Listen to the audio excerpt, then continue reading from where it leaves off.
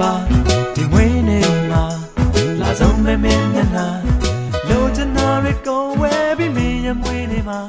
စတောင်းစကားလေးပြန် တစင်ဖန်ပရိသတ်များအားလုံးပဲမင်္ဂလာပေါင်းနဲ့ပြည့်စုံတဲ့မနက်ခင်းလေးဖြစ်ပါစေရှင်ပရိသတ်များအားလုံးစောင့်မျှော်အားပေးနာဆင်နေကြတဲ့မတရားနေ့စီစဉ်လေးကိုတင်ဆက်ပြီးတော့မှာဖြစ်ပါတယ်ဒီနေ့မတရားနေ့စီစဉ်ကနေဒီကနေ့ဩဂုတ်လ26ရက်နေ့မှာကြာရောက်တဲ့မွေးနေ့ရှင်များအားလုံးနဲ့အတူတူနှစ်ပတ်လေကြာရောက်ကြတဲ့ချစ်သူဆောင်တွေမင်္ဂလာစနေမောင်နှံများအားလုံးအတွက်ကိုဘသူတွေကပါဝင်ပြီးတော့တောင်းဆိုပေးထားတယ်ဆိုတာအခုပဲစီစဉ်ကနေတင်ဆက်ပြီးတော့မှာပါ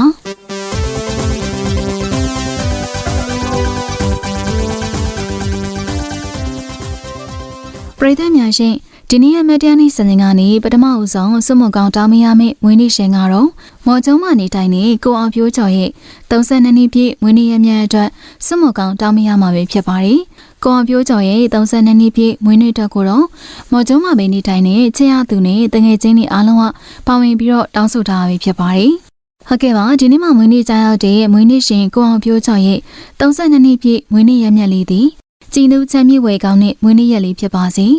ရီမန်းထားတဲ့အနာဂတ်ပန်းနိုင်ကိုအခက်အခဲတားဆီးမရှိစောက်ကင်နိုင်ပြီးတော့စီးပွားရေးမှာလည်းအောင်မြင်ကြောကြတဲ့ဘဝရဲ့အောင်မြင်ခြင်းတကုံစိုက်ထုတ်နိုင်တဲ့သူဖြစ်ပါစေလို့အင်မိုရိုသစင်ဖန်ကနေစွတ်မကောင်တောင်းပေးလိုက်ပါရနော်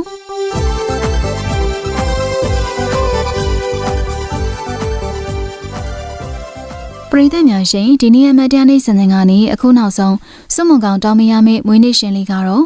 နောက်ကျမနေထိုင်နေသမီးလေးဆန္နာလင်းရဲ့တနေ့ပြည့်မွေးနေ့ရမြတ်အတွက်စွတ်မကောင်တောင်းပေးရမှာပါသမီးလေးဆန္နာလင်းရဲ့တနေ့ပြည့်မွေးနေ့အတွက်ကိုတော့နောက်ကျမနေထိုင်နေချစ်ပေပေဦးကျော်စွန်းလင်းချစ်မေမေဒေါ်မီမီအေးဖွားဖွားဒေါ်ညိုဝိုင်းဦးလေးဦးကျော်ဆန်းမမတင်စာလင်းဘကောကနန်းကြီးဖြူနဲ့အင်းနကောကမမရတို့ကပါဝင်ပြီးတော့စွတ်မကောင်လေးတောင်းထားရပြီဖြစ်ပါတယ်ဟုတ်ကဲ့ပါဒီနေ့မှမွေးနေ့ကြာရောက်တဲ့သမီးလေးဆန္နာလင်းရဲ့တနေ့ပြည့်မွေးနေ့မှသည်နောက်နေ့ပေါင်း100တိုင်အောင်စိတ်ချမ်းသာခြင်းကိုယ်ဤချမ်းသာခြင်းနဲ့ပြည့်စုံပါစေလာမယ့်နေ့ရက်တိုင်းမှာကိုရောစိတ်ပါချမ်းသာချမ်းသာပြီးတော့အဆအဆရာကြံနိုင်အောင်ဆောင်နိုင်မြောက်ပါစေလို့စွတ်မကောင်တောင်းပေးလိုက်ပါရရှင်